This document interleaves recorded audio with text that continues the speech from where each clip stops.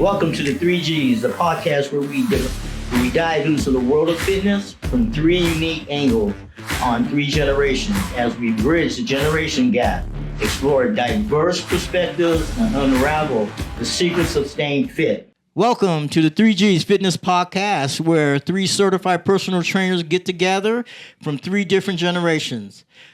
I'm Michael, Coach Michael, the baby boomer. My name is Coach Cisco. I'm the millennial.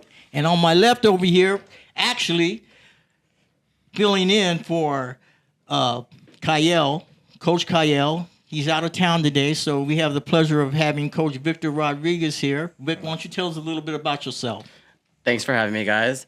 I've been a trainer for about 12 years, went to school, got my degree in kinesiology, and have kind of floated around beach cities and South Bay. So if you're looking for a trainer in that area, I'm around. All right. And today, we're going to talk about mental health and fitness, how they kind of go together. And we have the pleasure today of having Michelle Payton. How you doing? Glad to have you here. Michelle's a licensed clinical social worker. She's a certified personal trainer and fitness nutrition specialist. She's also a former NPC bikini competitor.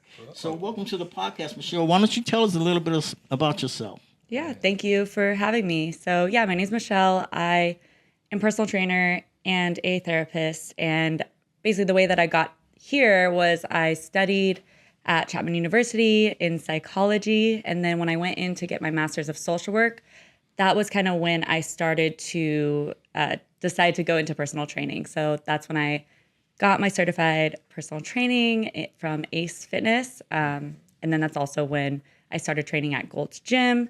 So that's where I started at a big box gym. And eventually I transitioned to train at a private gym, our gym, which we've all, that's where a couple of us have met at before. That's where I went from. So while I was studying to get my master's of social work, I started personal training. I found that there was such an intersection between personal training, physical health, as well as mental health. And so that's when I really decided to integrate the two. Oh, wow. That's great. Yeah. Great. Glad to have you here. So, hey, Coach Cisco, why don't you start us off today? Well, I'm very, very excited to have you here, Michelle, because I actually do agree that there's a lot of parallelisms between being a personal trainer and a therapist. I think earlier we were even joking that there's other occupations that, could intertwine with each other. But what are like some of the common things that you have seen working one-on-one with clientele in both the therapy session and the fitness section? And what are some of the practices that have helped you been successful in those areas? Yeah, I think the major thing that combines the two is with diet and just how people eat. I think it's such a common thing to have, when you have problems with being overweight, it's often linked with overeating, binge eating, or just not doing the right things or knowing what to do. And that's why having a coach or having a therapist, both of those allow you to have guidance, right? I think that is the huge part of it, is just having someone that's going to be there for you to keep you accountable and also to provide you the right tools and things to do, both sides. Well, it's like I always say, right? Like being a personal trainer, there's two parts of it, right? Like the trainer side, knowing the exercises, the routine, the regimens, but then the personal side, where at the end of the day, you can't just prescribe exercise and expect someone to follow through, especially on the days that they're having. So being personable, someone they can someone that they could even want to see for minimum 3 hours a week, 1 hour a week, just to keep you consistent with all those goals. Yeah, in the mental health world, we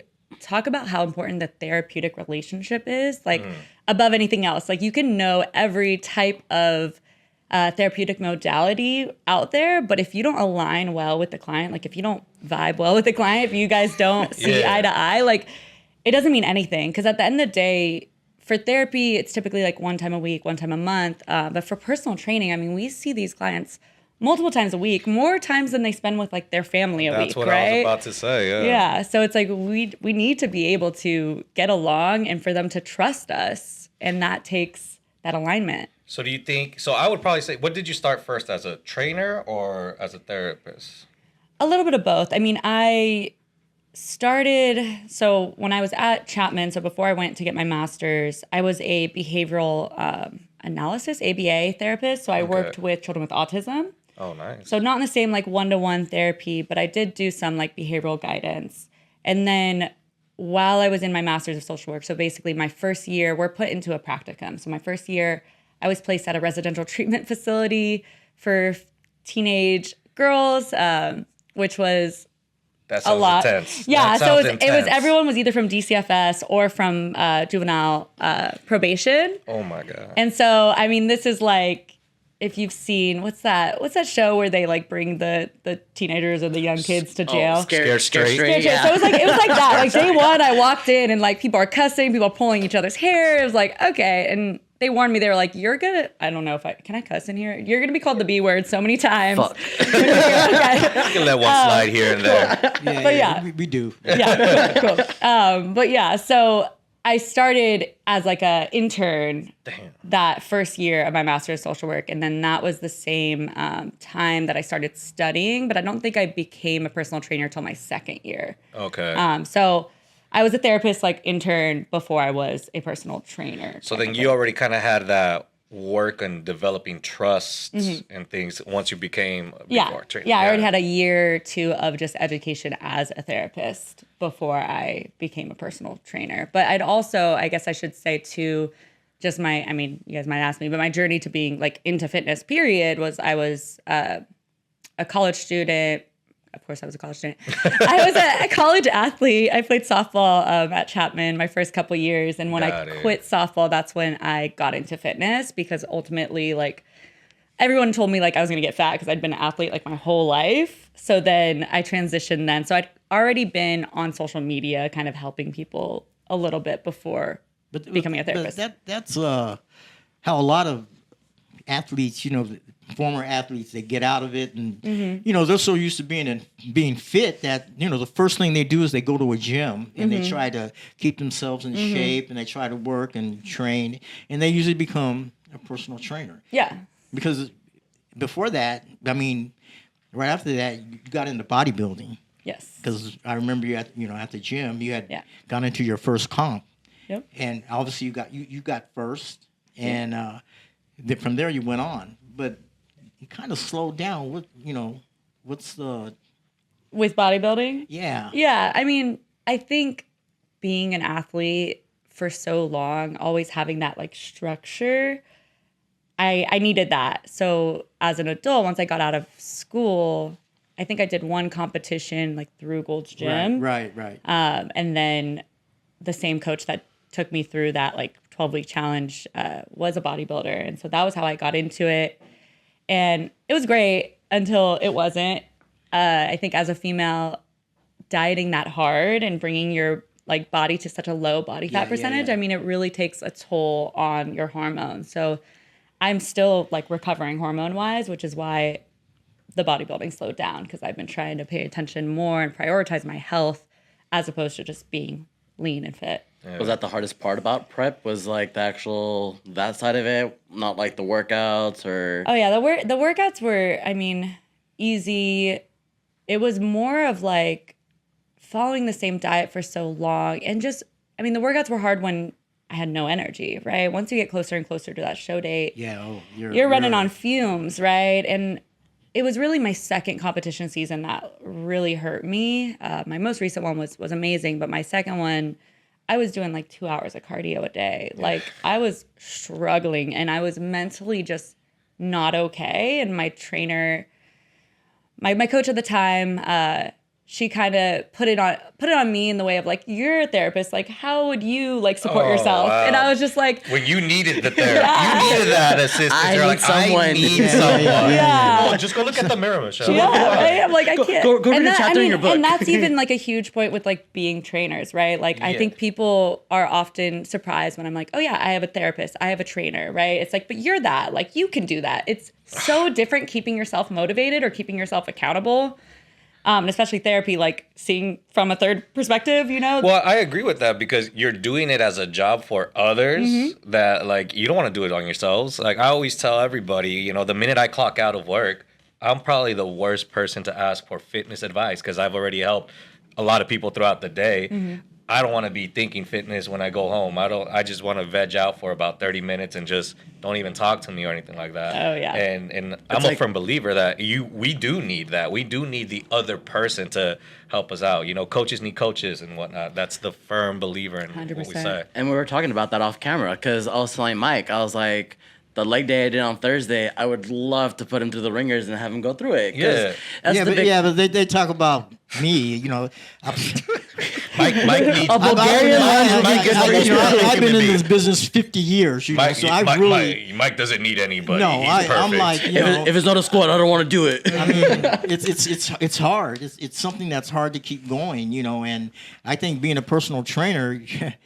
You do mentally go through a lot because you deal with a lot of issues with clients. Yeah. And you hear different stories every day you go in. Yeah. And after a while, you know, you're like, oh, man, you know, and so just training is really what I look at for myself being a senior, because I think seniors, they go through a lot of depression as they're getting older, because you're losing a lot as you get older. Yeah. It's very similar to like how she was going. You were pretty much depleted while you're doing your prep. You needed that help. You couldn't do as much. So that you said that was your second contest when you were going through that? Yeah, second like competition season, third, fourth show. And you said your most recent one went better. Yeah. So what was the difference between the second one that you were struggling with compared to your most recent one? I think the main difference was, by the time my third one came, I already knew I was having some hormone problems, and I did everything I could to like fix it or to feel better. And so before I started my third competition season, I was at, in my perspective, my physically healthiest, my mentally healthiest. Like I was in a good place, versus I don't think I took enough time between my first and second competition season. So my hormones were awful. My mental health was awful. And then you throw, you know, a show on there thinking it will help, and it won't help if you're not in a good place. And that's like such a interesting topic, because like me and Cisco were talking about it, where it's like if it's getting close to summer, we might just diet and cut our calories a little bit for like a month or two. And then we're in fine. Summer, we're vibing, we're having the time of our lives. And then winter comes around, we might gain a couple pounds, and we just fluctuate in that little threshold. Yeah. But people that are on prep and have an off season, and you have goals in your off season and numbers to track, and everything is just analytic for you guys. And like, because you did bikini, yeah? Yeah. Didn't like mess around with like figure or like wellness or any other? No, I thought about going into wellness. I've had people say like I should look into figure, but I mean those girls have amazing genetics. Like I mean genetics and other things, but like you have to be really in that off season in order to gain that amount of muscle, whether in upper or lower, depending on the category. The wellness, they're pretty built. Yeah, for sure. They're built and pretty cut, you know, and it's different because you know back in my day there was only two classes. There was classic and there was bikini, and that was it. There wasn't no wellness. There wasn't no surf short and anything like board that. Shorts, you know, there were just two choices you had. Yeah, men's physique. You know, now I look at it and I go, there's like so many different categories you can go in. And every category is getting bigger. Well, and bigger. I think to me, wellness was brought in because it's really tough to get into a bikini competition, because your symmetry, your waistline, all that has to match. Yep. And if you look at wellness, it's not really like that. You know, big legs, big upper body. The waistline doesn't have to be that small. And they're not counted off of that. But in bikini, man, you gotta have a tiny waist. You gotta be ripped. You gotta be. Yeah. How much weight did you lose? Did I lose? Did you when you were prepping? Yeah. Okay. And then you had to come down to that last 2 weeks. Yeah. Okay. When you were prepping, what was your weight? I mean, from beginning to end, I mean, beginning of prep last year, last season, so 2022, I was about like 147, 148, I want to say, and I got down to 105. That sounds more than like the 10 pounds I got to lose for summer. Definitely. Because the last 2 days is almost 100% dehydration. Yeah. And then how long did that take? Like about 12, 16 weeks? Yeah, I mean, that was like from March to November. Oh, okay. Yeah, so it's a decent amount of time. Yeah. All right. Yeah. Damn, that's so much. Yeah, no, I mean that was the lowest I'd ever been was at 105, and it was crazy. I mean, I hadn't been that since I was like in middle school, probably. Like, I don't know. I'm 5'6" for reference. Like, I'm not like I short. don't know how you can move. You know, But I felt good. That was my last season, and I still felt good. I probably sat at like 112 most of the season, like once I got down, and then dropped that extra like 5-10 pounds. But And then now you've like progressed that training style to powerlifting, yeah? yeah, so now I've been transitioning more to powerlifting and trying to strength train and just look at things differently. So what's it like? What's it like? Why do you ask, Mike? Well, I mean, because you get to eat more, training's more fun, right? Well, it's not as structured. When you called me, I was like, wow, are you serious? You know. Yeah, me and Mike hopped on a call in case anyone's wondering. Yeah. So Mike and Michelle have worked a little bit with each other. You know, Michelle was all like, Mike, I want to power lift. And so. Yeah, I was like what? I go, okay. Sure, He's like, well, I've been seeing your videos of you eating, so this makes sense, but I that Instagram. He doesn't understand. Mike does not understand your Instagram. No, I don't. I try to explain your Instagram. I love your Instagram. Explain to my Instagram specifically. Okay, what love is it, this. Fit Foodie? Fit foodie, keep it fit foodie. Yes. So I understand your Instagram. Kyle understood it. We saw nothing wrong with it. Mike. No, I can't. The boomer. What's wrong with it? Yeah, ask him what's wrong with it. Yeah, Mike, what's wrong with her Instagram? It makes me hungry. I can't eat like that. When you're in a calorie deficit, you don't think you're hungry? I'm sitting there looking, and I'm like, Jesus Christ, man.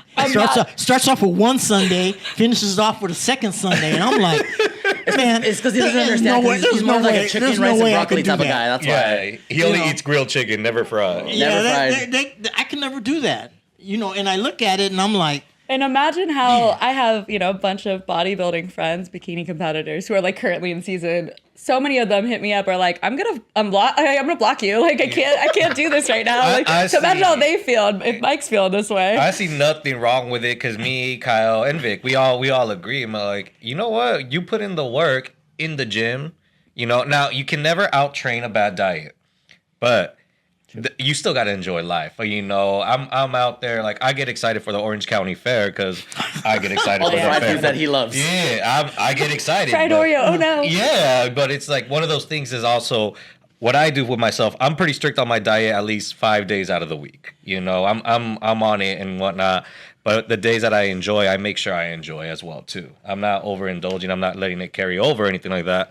And Mike doesn't understand that. No, I don't. He doesn't. No. Mike sees me go to Vegas, and he's like, "How you drinking in Vegas?" I'm like, "How are you not?" With my filling lips up and my cup, Yeah. connecting it to my mouth. Yes. You grab the drink. You grab the drink, and you're like, "How are you doing that? look. How are you sharing that on social media? You're a trainer." I was like, "Because I'm a personable, that's person. why. I'm I- relatable. I like to have a good time." Anyway. yeah, he does. But he goes in, I see that, But see, they also don't understand that when you get into your senior age, you really have to watch what you're eating. And I get joked on about fast food and stuff like that because I try my hardest not to eat fast food. I do, but sometimes you do. Mike, you're perfect. But yeah, Mike. that's the thing. And as you get to be a senior, you got to really be careful what you eat. I think you do. Well, you do. Yeah. Well, like we said, age matters, right? Right. Yeah. It does. It does. So when you're younger, you guys can eat stuff like that. And Technically, we're with entering that age me, where we can. no. With me, I look at it and I'm like, He seriously. He's like. if I eat that, I'm just gonna blow up. He comes up to us. He's like, "Yo, we're gonna have Michelle.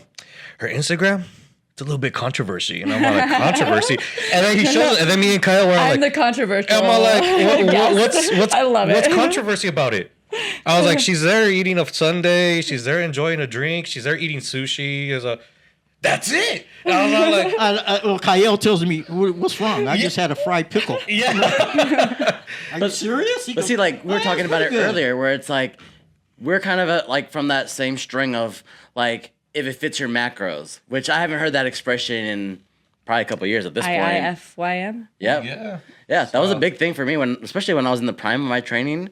Like that's all I was telling everyone. I was like, cool, you can have the 600 calorie Big Mac as long as the rest of your meals align with it. And see exactly. See, look at that. He's laughing. He's like, no, you cannot eat a Big Mac and lose weight. So Yeah, you can. I don't know. It's something you guys are doing that I'm not. I don't know what it is. this but, is the generational gap. It's a big one. Well, yeah, but I think too, like just thinking about my competition history, like my third season, I was doing more of a if it fits your macros. Like I had my macros, I was able to like. And that was the one that you said you. And that was the one that was enjoyed. amazing. The Yeah. other two was a strict diet of like you're eating this every meal, the same thing. You know, like you can make some substitutes, but that's like you could substitute chicken for whitefish. You know, like nothing major. Yeah. But yeah, so it's the mental side. Well, then even about that, like, going back to what you just said, kind of like fitting in your macros when you were doing all your prep or anything like that. Emotional support, significant others, friends. When you were in prep and you were on those strict diets, how was it being around others that weren't, or vice versa? Did they kind of have to adapt to help you out? What was that like? Yeah, I mean, my first two preps were hard as for social support. I mean, my first one was, I think, right after COVID. Yeah, it was like during COVID, 2020. And I just moved in with new people. And so I was very like antisocial. Most of my preps have been aligned with like other changes in my life, like starting a new job or moving into a new place or having new roommates. Goodness. So it's been very challenging. Yeah, it's hard. So like, bless my husband because he's been, he went through it all and stayed with me. Danny's calm. Yeah. Okay, he's the calm guy. to my storm. Yes, he is. Yeah, so it was hard. I mean, for sure, I think I had to, because there were so many changes with my social structure and everything, like Danny was the one that took a lot of it, and otherwise I kind of shut down. I did my work, but I would just go, I mean, almost like what you said with training, right? When we're training people all day, like for me, when I'm doing therapy all day, like the last thing I want to do is like socialize. So it's like I'm drained from that because I still had to go to work. I still had to pay the bills, but plus I wasn't eating. Plus, I mean, one of my seasons I started my job at the jail, and yes, I wasn't a cop, but I was working with a lot of police or a lot of sheriffs. And that's not a joke. Like there was always some sort of sweet there. Like there were always donuts. There was always something, some temptation. Cops eat donuts? Right? Like, so that was so hard for my prep season too, because I would come, that was my second one, which was the hardest. And I was just walking into work every day, like, what am I going to have to like avoid? And then now I'm in a bad mood and don't want to talk to my coworkers because I want that donut that's in the freaking kitchen. So definitely impacted it. Yeah, because it's like that just reminds me of like a couple of years ago where like I was very like into like my intermittent fasting phase. So like if I'm training clients from like 5, 6 in the morning, and then even like after like the after work crew, right? So you wrap up around 7 or 8 p.m. I remember I went to a friend's birthday, but it's outside of my eating window, so it's literally everyone's eating pizzas, drinking beer, shots, and I'm literally just sitting there with my glass of water, just And a lot of people competing just don't go to those events. Yeah. Right? It's mentally hard to go to those events. I'm looking at people and everyone's like, here, just have one. It's not going to ruin your diet. But it's like the discipline behind it is. Yeah. And sometimes you don't want to work that muscle because that discipline muscle can be hard and you only have so much of it before you like lose it. Right. And that's when you could mess up your diet. Right. So if you are avoiding those things, that feels like better versus if you go to those things thinking, I can have like one cookie, it'll fit my macros. That's going to make that event a lot smoother, right? But if you go in that event like I can't have anything and then you eat a cookie, well then you have 10 more because you already messed up, right? How do you implement all this like mental strength to your clients that you have currently? I mean, I definitely work with the like not that it fits your macros, but I definitely work with like a flexible diet. Like of course, eating whole foods is going to be the best thing for you, but just what I said, right? If my clients are going out to eat or out to a party, I want them to like feel like they can enjoy things, right? Because the more that they try not to, the more that they can end up binging and messing things up completely. And at the end of the day, like if they do have a day where they eat over their macros or they, feel guilty about it, like I'm not mad at them. Like they usually like come to me like, I'm so sorry. And I'm like, no, it's okay. Like that happens, right? It's life. like, We're it's humans. life, right? So it's like, let's just get back on it tomorrow. And I think really like staying consistent with that belief of like, it's okay, start tomorrow is so much better than being like, nope, you screwed up. Like, and then they end up screwing up for the rest of the week, life, whatever. Do you give like a lot of like meal plans or like macros to some of the clients? Like these days, I will say that like I have like basically moved over to a lot of just holistic eating, basically, right? Like have your 3 to 4 meals a day, whatever it is, your snacks, but make sure they're like protein forward. Make sure you're sleeping. Make sure digestively wise, is everything working the way it's supposed to be working or not? Yeah, definitely. So I do a lot of macros, or just like more general guidelines. Like I'm not a registered dietitian, so I'll never like be like, you have to eat this and you have to take this, right? I definitely stay within my scope of like, okay, this is like what I recommend. If they need help, like, oh, how am I supposed to eat this much protein? Because it can be really hard, even for my girls. I'm like, oh, 130 grams of protein is like nothing. But for people, it is hard, right? It is a challenge, especially for a lot of my clients that are under consuming food. So definitely like I'll provide like an example, like day of eating or example meal, things like that, to kind of help with that process. And I also do like check-ins that they fill out a form that covers those things, like how is your bowel movements, how is your sleep, how is your digestion, like how are all these things working, and like what was a successful thing that happened this week, what was something that was less successful. That way I know like what things to target in our conversations. Oh, that's good. Yeah, sleep is important. Oh yeah, It's real important. I probably get 8 or 9 hours of sleep. same. So because Oh, it's true. I get 8. I always aim for 8. I always tell everybody. Ever since I think my sleeping pattern has gotten better, I feel like my workouts. it's important. And See, I still have when that you wake flight up in the and fight morning, over here.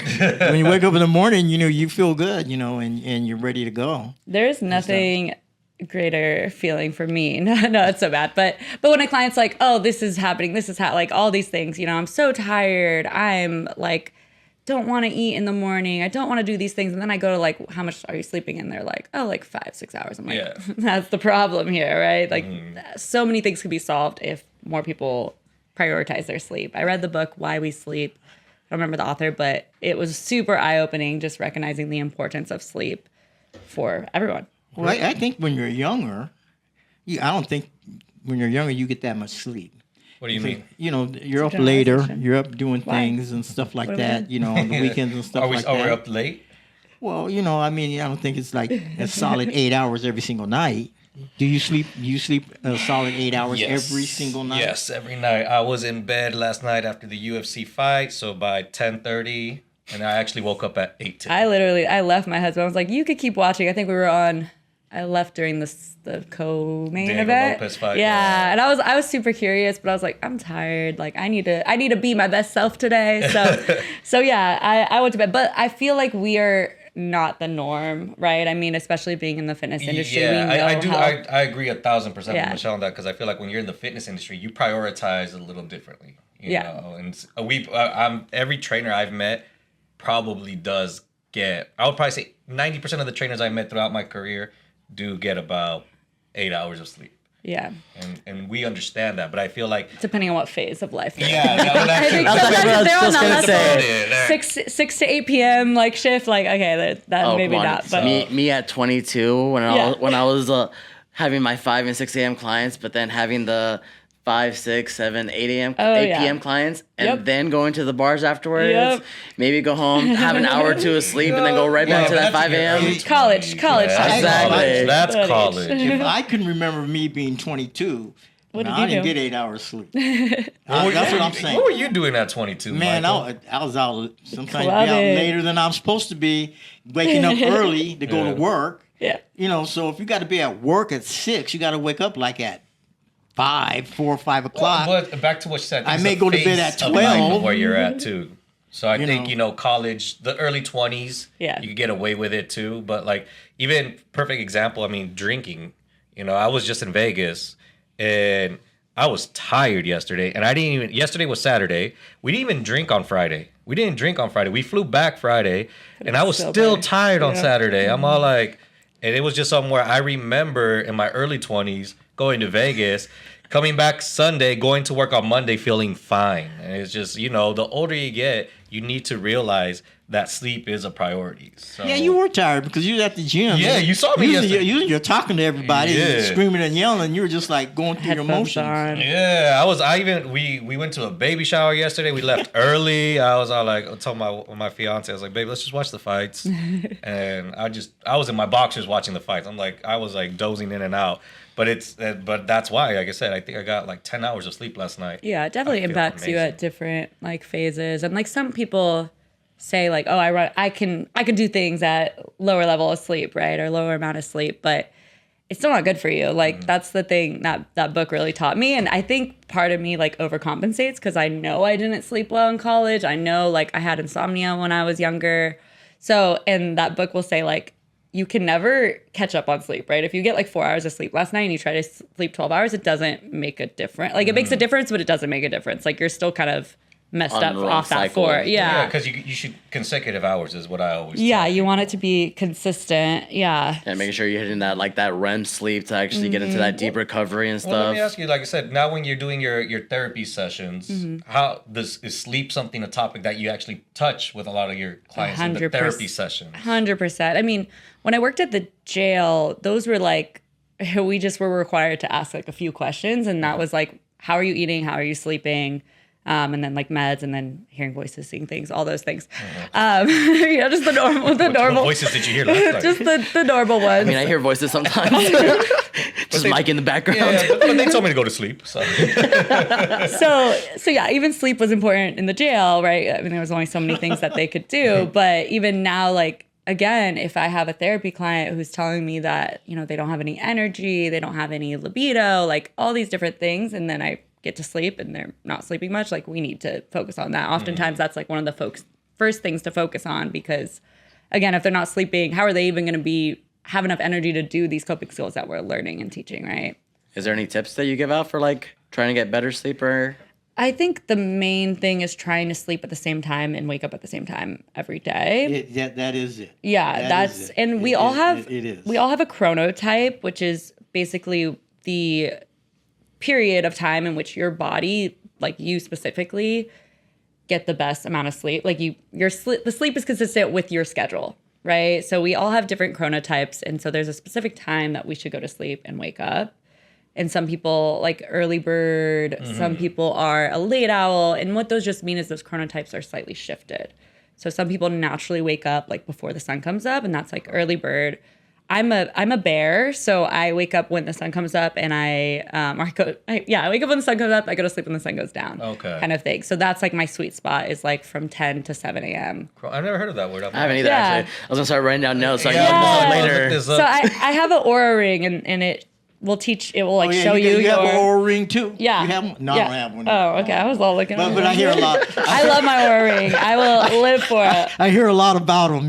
I absolutely love it. Yeah, I didn't believe it at first, but I remember, I had Yeah. a client, she has her aura ring, and she's telling me, oh, it tells you tracks your sleep. And I said, well, how does a ring track your sleep, And later on, I found out, It it's pretty consistent. It's really good. I mean, what is that? You ever heard it? No, I'm Oh, assuming you it's mean a I know ring. something you don't know? Yeah. First off, you know just about it. That's a new thing that came out. I've had it for like 2 years, but yeah, sure. Yeah, it's pretty new. What is that? So it's a ring. I'm like, what's up? So yeah, it's a ring. Originally, it was created to like track your sleep, but now it's also like it tracks your stress level throughout the day. It tracks your resilience, tracks your recovery. So it will tell you like in the morning, you'll get a score from 0 to 100 of like how recovered you are. And it will literally tell you like you should take a rest day. So like the super interesting about my Aura ring was I got COVID right between my second and third show my last season. And my Aura ring knew I was getting COVID before I did because the scores all like were dipping. And I was like, what is going on? And then I was super sick. It tracks your heart rate and your heart rate variability, tracks your breathing. Yeah, you go on your phone and Yeah. It's kind of like what Fitbit does and what because it's so funny because I was just talking to a friend about it yesterday. That is dope. Because we're at the bar, and we're both just working, and then his wrist, like his Apple Watch, gave him a notification and was like, "Oh, are you working out right now?" And I'm just like looking at him, and then we start looking at his heart rate, and his heart rate's spiking from 80 to 160 just randomly, but just because he was in a high stress mode. Mm-hmm. Yep. So like there's certain things that like even like Fitbit that like has a longer battery life that you can sleep with. It tracks your sleep and how good of sleep that you're getting. Yeah, this thing lasts for like 4 days, which is and it charges fully within 30 minutes. You want me to tell you a little bit about it, Cisco? I'll sit down with you and talk about it. Yeah, you should. No, because I've heard of mood rings back in elementary. You know, like you put one on, and it's like, oh, I'm green. It's that's my time. He's that far behind. I am. Damn, I didn't even know. That's why I was all like, that sounds pretty dope. Because that's actually a tool to be very useful. It is. As a therapist, I think it's great. As a trainer. It's all like, a lot of people don't like sleeping with their watch on. Well, that's why. Everyone has watches and they say it the only same lasts thing. a day, like less than a day. So it's like you'd have to make sure you charge it before you go to bed if you want to wear it during the day. Like this thing lasts days. In college, when I was like doing a lot of my like sports, just analysis and doing all those sports physiology and stuff, we I think we did like a 2-week period where we were actually tracking our sleep. And back then it was like a weird looking device. It was not fashionable at all, but it was just part of class that I had to track my sleep. Yeah. And then they even because you can do it now too, where they like throw you in a pod, and then it can even calculate like what's your base metabolic rate, how many calories are you burning and stuff. Oh wow. Yeah, so like sleep is such a big thing. No, I agree. I just didn't know that. Yeah. Highly recommend. Actually, I'm thinking about getting one. You should. See if they got a 2-for-1 special. I think I got a code. Or get two under the senior discount. And then I might be able to get a senior discount. That you probably qualify for Medicare. Yeah, just say you lost one and give it to me. I might be able to. You guys talk about it, but you know what? Government takes care of you if you're a senior. I know. All right. Hey, Can't wait. This time right here is probably the best time of my life. Right now. Because I'm looking forward to it. Right. Years to go. Well, you guys might not have it by the time you get there. No, we're screwed. That's what I'm telling you. Right when we turn in our 60s, I'm enjoying it. We're like, guess what? We're too much in a debt. We're gonna not give up. Your 401k, you don't need your 401k anymore. That's what they're saying. Be careful. We're joking, but we're not joking. I'm gonna use. We're all gonna cry when we get in our cars. Like, damn. Because we're at that age of like we're seeing it from both perspectives. Especially like watching, I always see this one argue with Kyle, and I'm always like, damn, you guys are like, what? You guys have like a 50 or 60 year gap? 40 year difference on Kyle. I got a 31 on you. Wow. Yeah. See, so I'm far away. So I'm also hoping the AARP helps you with my oral ring. You never know what they'll do for you. They're so helpful in everything. So No, I didn't know that because I always have clients come up with Apple Watches and watches and whatnot, but the same thing. They don't sleep with it because it's just uncomfortable. When people ask me about it, I will say like I'd rather spend the money on this than the watch. Because honestly, okay, what does the watch do? The watch, the best thing the watch does is it helps me find my phone because I lose that all the time. But but like, do we really need to be notified ASAP when we get a text message? Like, is that healthy? Probably not. Right? No. So it's like, and that's the main difference. People want the Apple Watch because they can text and call from it and do all that stuff. But like, just use your phone. Like. Well, but then going back even to sleep, right? Like people that literally sleep with their phone like this. Oh yeah. Until the very last second at midnight, still scrolling through TikTok or scrolling through whatever and those, it is. I mean, those are the main. So everyone has a ritual, right, when they wake up. Yeah. Right? We all brush our teeth, we do all that stuff, right? We have somewhat of ritual at night, but not the same way. And that's one of the tools that I say for clients to use is like develop a ritual. Like at what time is it that you're lowering the lights, right? Dimming the lights, because those bright lights before you go to bed, not good for your sleep. At what time are you putting away your phone? At what time are you stopping eating? What time are you stopping drinking? There's like the 3-2-1 rule. That's like stop eating 3 hours before you sleep, stop drinking 2 hours, and then stop technology 1 hour before you sleep. So that's like a good tool to use as well. I like that too. Oh, wow. Yeah. I mean, it's like some of the stuff that you use, like when you're, because I've gone through it because I have my daughter where like you're trying to sleep train and creating little patterns and just, like for me, because especially I had my kid during COVID, that for her afternoon nap time, I had it as a routine that when the Moana theme song starts playing, all of a sudden she gets a little. Yeah, association. Oh, yeah. That's something you're gonna learn, man. Yeah. I love there's a sunrise alarm clock. Have you guys heard of that? Sunrise alarm? Sunrise. Oh, sunrise alarm. So Sunrise. it's awesome. So it basically is like this little ball, circle, whatever.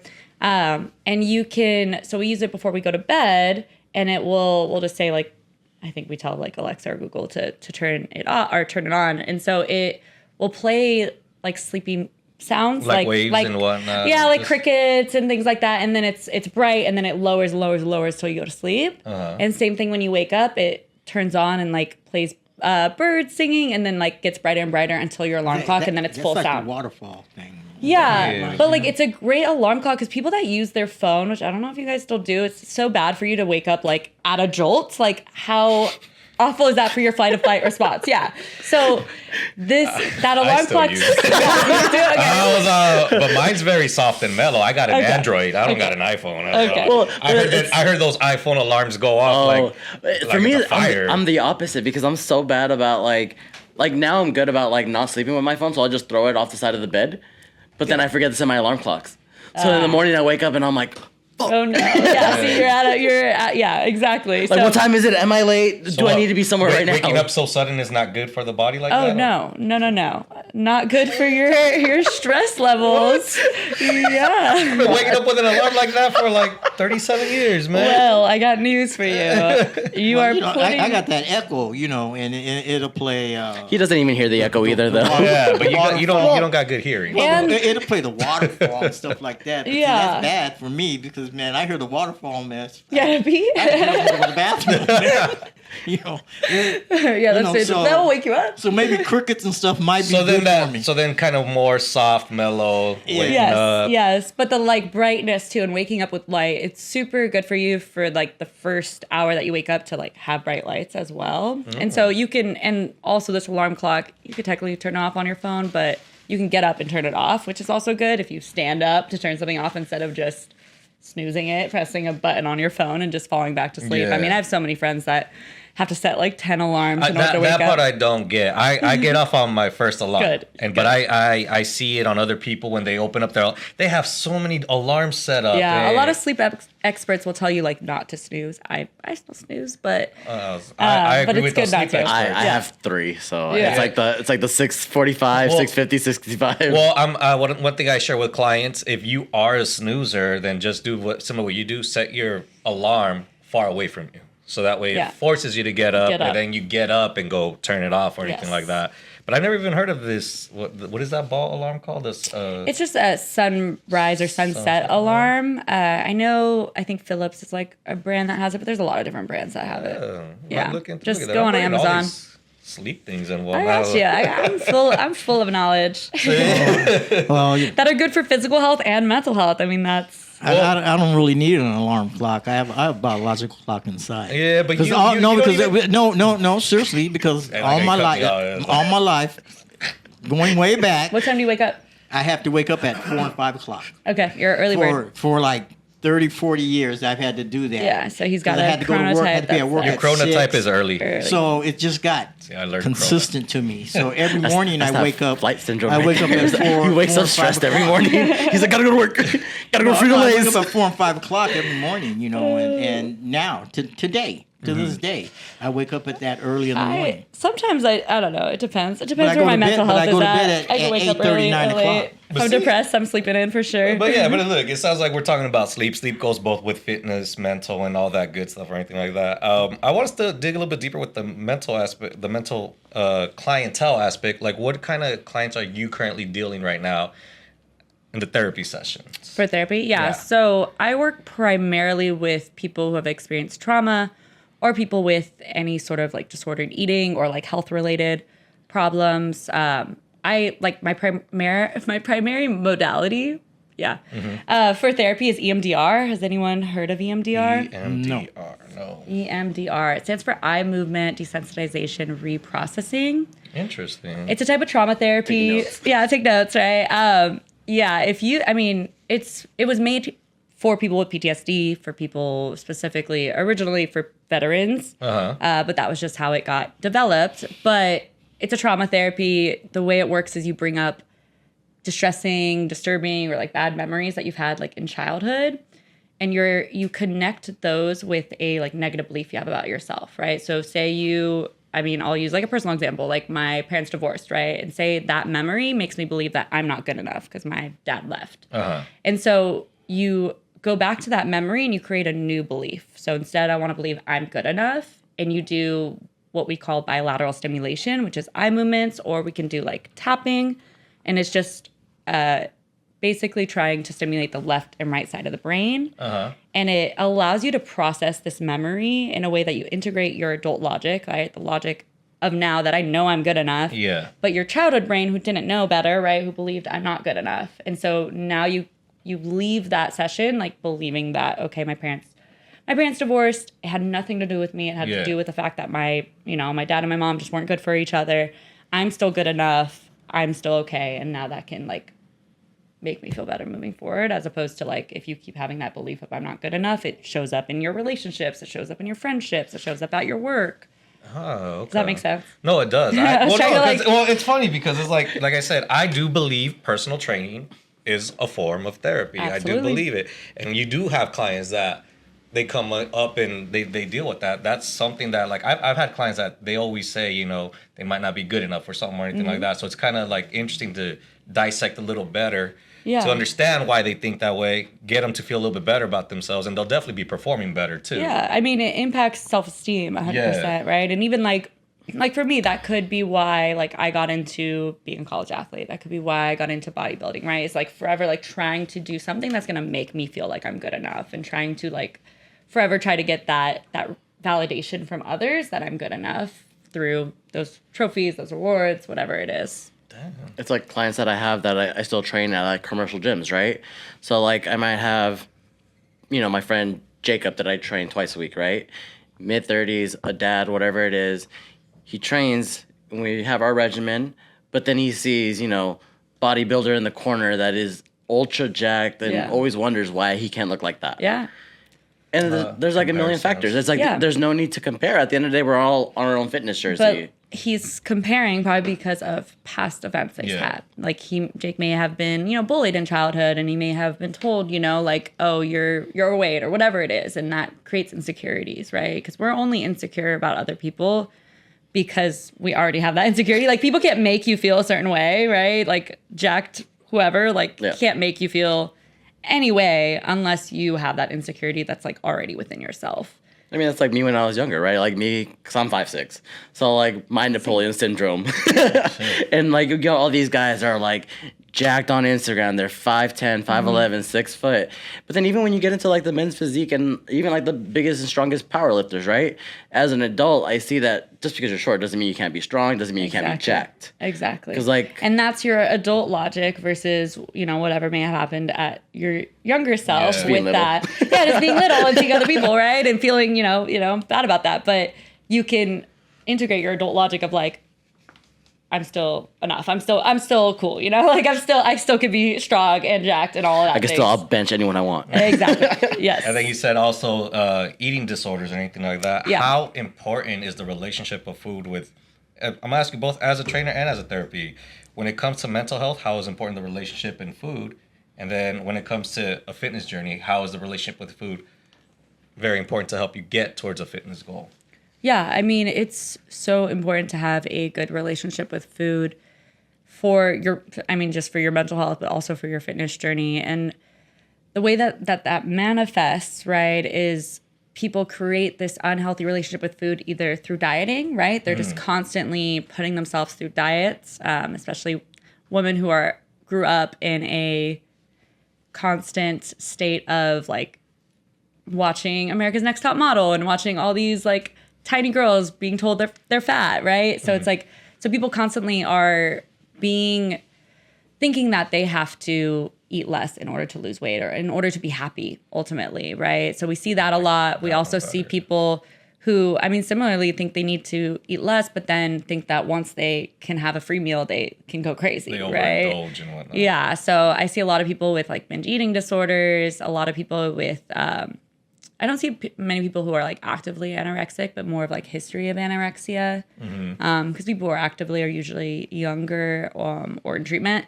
But yeah, so it's like they create those patterns because of like what we've been told in society, right? We're told that we need to like look a certain way, or we're told that we need to eat a certain way. And so it's really like hard because we're breaking, depending on how old the client is, like we're breaking years of this story that they've been told. Yeah. Right. And so in order for them to like feel happy with their skin, they need to shift their focus from, okay, how much do I weigh or how much food am I eating, to like, okay, what can my body do? Right. And that's what I love about like powerlifting too, and or like strength training, is because now we're measuring success by like how much weight are we lifting and performance, how like energized you feel, how your sleep has improved, all those things, instead of so many people that are focused on like the weight is the only thing that's going to make me happy. Yeah, the and scale. That's such a, you know. That's one thing I always tell is a lot of, especially female clients, stay away from the scale. You know, some of them don't realize they've lost inches around the waist, but the scale hasn't changed. Or, you know, their body fat composition has gone down and they've put on more muscle, but the scale doesn't change. Yeah. And that Yeah. just, You know, muscle weighs more than fat. So Right. Yeah. If you're building muscle and losing weight, you're Yep. kind of like gonna be even. Scale's not going to Yeah. move. If you're building muscle, losing body fat, you mean, yeah, you could be the same exact weight. Exactly. Which you is know. why like I have clients do measurements, right? I mean, Yeah, same. I do still have clients do weight. But I always tell them like this information is for me to interpret, not for you. Like close your eyes, whatever it is, like just write it down. Like but we're looking at the measurements and the weight and how that is coordinated, right? If the weight is staying the same, but I'm seeing your waist is dropping, we're doing good, right? Yes. And we're eating more food, hell yeah, you know, like.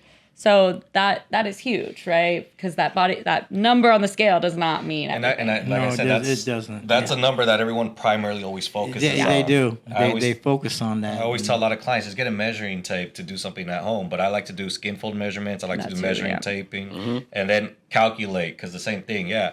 Maybe they've weighed 150. After about 2 months, the scale stays the same, but their body fat percentage went down 4%. Exactly. And that's one of the things that I always tell a lot of people is that you need to understand that there's different aspects in that, you know, and someone's like, oh, I need to stop eating this. I need to stop. Like, no, we are getting the results. Whatever you're eating, we should keep doing that. Yeah. Or even when like a client has like a cheat meal, or like they go out and they eat something, like maybe they go out and have sushi, right? And then the next day their scale goes up, and it's like, there's so many factors that could contribute to that, right? That doesn't mean if your weight goes up 4 pounds in one day, that doesn't mean you gained 4 pounds of body fat in one day, right? Like that could be the sodium. That could be just like, yeah, you ate a lot of food, so it's in your body still, like you haven't fully digested and processed it. Or it could be maybe you didn't drink as much water, you drank too much water, whatever it is, right? All these different factors, the carbs from the rice could make you retain water too. I know, sorry. Well, it's like one thing I never like to really talk about is like cheat meals, where it's like I don't personally like believe in cheat meals. You can just indulge like here and there. Like, why do you have to designate a full day for like bad eating, or designate this, right?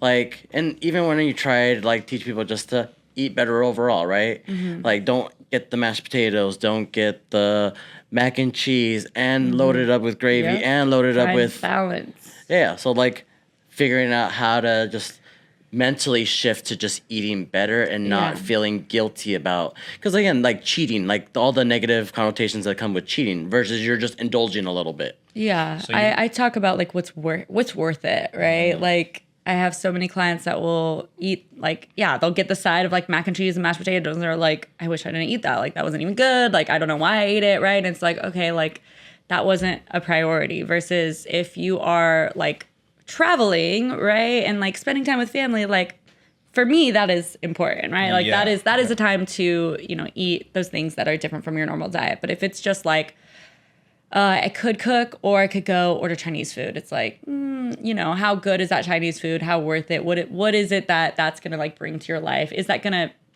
agree with you? I talk about like, is that food gonna love you back? Is also a mentality that I take. Dr. Will Cole, who wrote like Gut Feelings, he kind of talked about that. That's where I got that statement from. But it's like so many people are eating things that like make them feel like shit. And then they're mad at themselves. And it's like, you know that dairy is going to bother your stomach every single time. So it's like your choice. Like, is that worth it? Right? Actually, I really like that statement, actually. Yeah. So like, is your food going to love you back? Exactly. So I say that to people when they're on vacation, because a lot of people, like I had a client that just went to Tulum, right? And so I was like, Mexico. how good do you want to feel?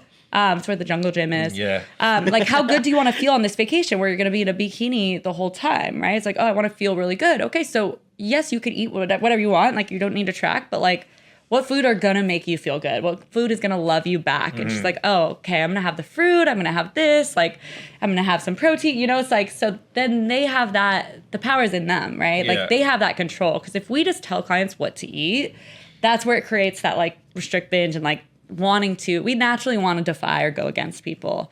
So if they can make that choice within themselves, I mean, this is the same for therapy. Like, we want our clients to like make those choices within themselves and not be told what to do. That's awesome. I'm stealing that from you. I'm not gonna lie. Me too, actually. I'm stealing that shit from you. Clip it. I do it. Like, the more health, the better. Basically, you're saying it's the quality of food you're eating, Yeah. right? Rather than the worst of it. Yeah. And also like what is good for you. I mean, dairy isn't bad, you know, as a food, right? Like, I mean, I don't know how you feel. You drink milk? Are you a milk drinker, Mike? Am I what? Do you drink milk? No, I don't. Oh, you don't. What about eggs? Egg white. Egg white, okay. Liquid egg white. But say, so egg whites you think are a good source of protein, right? They're good food, right? Okay, what if this is actually true, am intolerant to egg whites? And every time I eat egg whites, it's awful. I feel awful, I get bloated, right? So it's not even, so yes, it's about eating those good foods, but also like eating those foods that are good for you and that make you feel good, right? So yes, I believe in whole foods, but if eating, what did I last post on my social media? Eating, I think I posted coffee, but eating out may not be completely bad for you. But if that fried Oreo is going to make you feel sick, then you're choosing your battles. It's like the concept of like an elimination diet, right? Where you try to like figure out what foods work for you, what foods are actually good for you. Yeah, I've done like 3 of those. Exactly. That's how I found out about myself. That like me and avocados, we just don't get along well. Yeah, Really? and avocados are great food. They're great That's recommended good. personal That's trainer. quality food Yeah. right there. I know, but I'm just saying it doesn't go well with I me found though. out that tomatoes are awful for me, which See? sucks because I love like tortilla and salsa. But but yeah, like and oftentimes tomatoes are like in everything, so it's like you have to find the things that are good for you. That sucks for you guys. All the food is good to me. I was like, Are you sure? I'm trying to think of what food makes me bad. Like You're gonna the start- whole time, you're gonna start thinking about it. Yeah, I was like, I like spicy. Do you feel good after spicy? Yeah, I do. Okay, you're never like bloated after like a meal. So I'm the only thing that like bloats me up is probably pizza. Like if I have that It might be the dairy. It could be So- tomatoes. But I feel great. gluten. I feel great. I'm all like there's something that like I love that statement. Eat the food, but is it gonna love you back or anything like that? Well, it's like interesting, right? Because then like after a meal, after a normal day eating, how do you feel the next day? Do you feel bloated? Like I can tell when I'm retaining weight. I can tell when I'm retaining water. So like I'm sure you're well, that's why. Like I said, I'll have a food baby for about a day, and then But it's gone. also the thing is, so many of our clients can't tell those things, right? Yeah. So many of our clients are so out of touch with their bodies, and and my clients for therapy too. Like I do a lot of somatic type of therapy, which is like paying attention to like, okay, like you bring up this memory, where in your body do you feel that? Like where do you feel distressed? When you're angry at someone, where do you feel that in your body, right? And just getting clients in touch with their body, both for personal training and for therapy, is so important, because a lot of people like don't even know, like they know they're bloated, but they don't know when it started, what happened, right? Or they don't know like when their stomach hurts half the time, because it's a constant state of being, right? Like so many people are just constantly feeling awful because they're eating, things that aren't good for them. Well, it's like don't love them. I actually watched an episode not too long ago. You were talking about it, where it's like, how fast you digest your food, right? Yeah. Yeah, like realistically, what ends up happening is that you eat your food, it digests out the other way. But there's people that like don't have bowel movement for days, or that all the nutrients don't actually get, or they're not having enough nutrient dense foods where their body's actually being nourished. Fiber, yeah. Fiber. Fiber. I talk to my clients about fiber a lot. Like I said, I go to the bathroom pretty frequently. So, I mean, even last week when we did the episode, that's why I did. You're like, I did afterwards. I gotta go, you guys. That's why I drink my coffee early. Yeah, I do that at home, not at other people's homes. I always thought that was a senior problem, man. Nah, man. Well, I guess not, huh? I don't call it a problem. I was just like, it just, I digest good. pretty quick, you know? It's one of those where... It's better to have that problem than the other end. Yeah. And so, like, that's why I always feel like the most I've ever gotten, like I said, I call it a food baby. I'll have a food baby for like a day, and then I go away. Very similar to like how you said, if clients go out and they cheat and they gain 4 pounds overnight, you didn't really gain it overnight. Your body just hasn't fully digested it or anything like that. Yeah, you would have had to eat like 10,000 calories or something to gain that, if even. No, so but that's the beauty of it. It's like I think the relationship in food is very important to understand too, and I like all these little nuggets that you're throwing out too, because I'm a firm believer. I'm surprised you don't believe in cheat meals over there or anything like that. It's just the thought process of I don't like the cheating. name of cheat meals either. No? Yeah. So like because cheating sounds bad, right? And that's feeding into the mentality of like, oh, if I cheat and I have this cookie, okay, I already fucked up. I'm gonna have 10 more cookies, right? Mm-hmm. So that word, right? Versus my coach used to use the word like untracked meal. One of my clients used the word of like what was it? It was like unprepared, or like she didn't know that she was gonna have that thing. Like, so it's this idea of cheating that just is dirty. It's a dirty word. Literally. when you use the term naughty. cheat, that makes a person think, well, man, I can eat anything I want to eat. Yeah, exactly. Okay, I can have a half a piece of pie. I can have this and I can have that. No, if you're gonna do a cheat meal, because I do intermittent fasting now. Okay. Okay, so I get to that Friday, I have a cheat meal, but it's not a big cake, and it's just something that I haven't eaten in a while, and I'll do that, you know. But I think people, when they hear the word cheat meal, means they can eat anything they want think it and as triggers much as something. they want to eat, and that's not necessarily what a cheat meal is. Yeah, because I mean, I've had plenty of clients that are like imagine it's one of my clients that are like, we're tracking calories, hitting protein goals, but the scale isn't moving, right? And it's just not moving for weeks, maybe a month or two, and then things just aren't aligned. So then I have to start doing my deductive reasoning, like, why is this not happening? If he's doing his cardio and he's eating all the meals he's eating, there's something going on.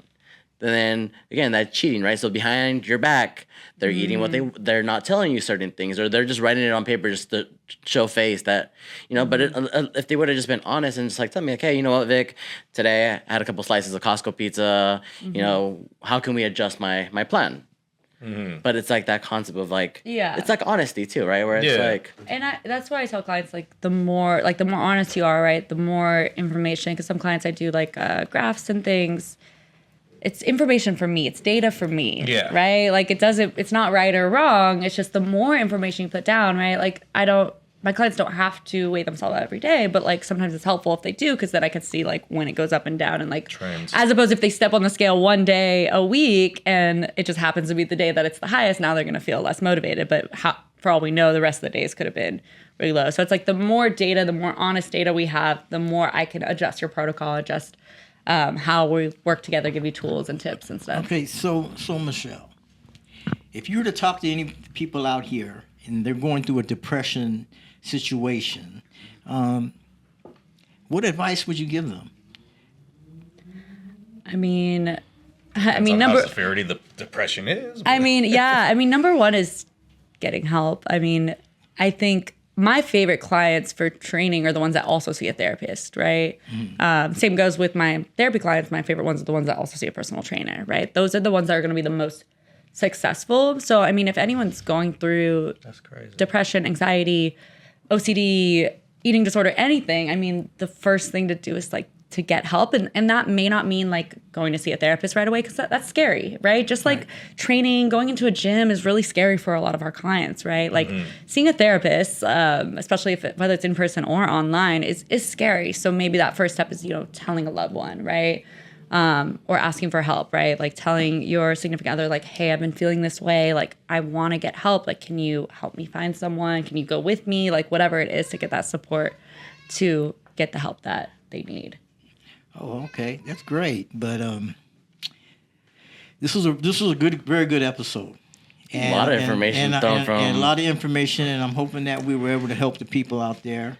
listening to us. And it was fantastic having you on here. We'd love to have you again one day. Yeah, anytime. And stuff. But I love it. I mean, it's what you just finished off with is, I think, spot on. I think talking it out for, like, going back to people with depression, talking it out and moving. Movement is I think key. Positive movement. And, I mean, I think people get stuck, right? And the only way to get out of being stuck is by doing something different, right? And then, like, my last little gold nugget that I want to throw out there, right?